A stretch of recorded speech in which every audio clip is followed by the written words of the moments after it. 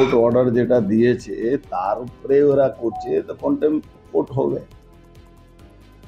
কোর্টকে জানাবেন তো? অলরেডি জানানো। আপনি কি কোনো চিঠি দেবেন থানাতে যে যাচ্ছি যেতে পারবেন না? হ্যাঁ, চিঠি তো যেতে পারবো না, তো অলরেডি কোর্ট অর্ডার দিয়েছে। কোর্টের অর্ডারটা আমাদের লয়াররা কোর্টের অর্ডারটা ওদেরকে মেল করছে, সিপিকে মেল করছে, পুলিশ থানাকে মেল করছে। আমি একটা হার্ড কপি পাঠিয়ে আমি রিসিভ করিয়ে আনাবো। যে বুধবার অবধি কোনো কিছু করা যাবে না, বুধবার আমি তো বলেছি তুমি আজকে আমাকে আবার আমার অস্ত্র জমা করতে বলবে। আমি বলেছি কোর্ট অর্ডার দিলেই আমি অস্ত্র জমা করব। আমি আজকে ওকে দেবো এদেরকে, আর এরা ওটাকে টেম্পার করবে, এটা তো হবে না। কোর্টের অর্ডারে আমাকে যেদিন কোর্ট অর্ডার দেবে হ্যাঁ আপনি জমা করে দেবেন।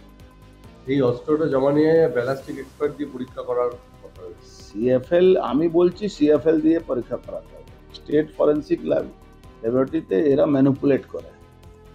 আপনি দেখেছিলেন প্রিয়ঙ্কু পান্ডের গুলি লেগেছিল যখন গাড়িতে হামলা হয়েছিল, তখন এরা একটা ফরেন্সিক থেকে টিম এসেছিল, তদন্ত করেছিল, চলে গেছে। তারপরে সেন্ট্রাল ফরেন্সিক যখন এনআইএ নিয়ে এলো, তারপরে ওখান থেকে আবার দুটো গুলি বেরিয়েছে।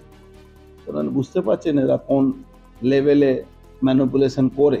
অনারেবল কোর্টের অর্ডারে আমি এটা জমা করবো। আমাদের একটাই কথা কি সেন্ট্রাল ফরেন্সিক ল্যাবরেটরিতে এটা যাচ করা, এখানে অলরেডি বিচারপতি বলছেন কিছু ইনস্ট্রাকশন দিয়েছেন, তারপরেও নোটিশ দিয়েছেন। আমি আগেও বলেছি কি আমি আর্মস জমা করবো কোর্ট অর্ডারে, কেন এরা আর্মসকে টেম্পার করতে পারে। যখন এরা আমার আর্মসকে টেম্পার করার জন্যই বারবার এরা আর্মস চাইছে। আমি একবারও বলিনি কি আমি আমার আর্মস জমা করবো, কিন্তু আমি বলেছি আমার আর্মস জমা করব অর্ডার, কোর্টের অর্ডার উপরে। কোর্ট অর্ডার দিলে আমি আর্মস জমা করব। আর আমার একটাই আছে কি সিএফএল দ্বারা সেন্ট্রাল ফরেন্সিক সায়েন্স যে ল্যাবরেটরিগুলো আছে সেখানে এই আর্মসগুলো চেক করবে। স্টেট ফরেন্সিক ডিপার্টমেন্ট এটা যাতে না করে।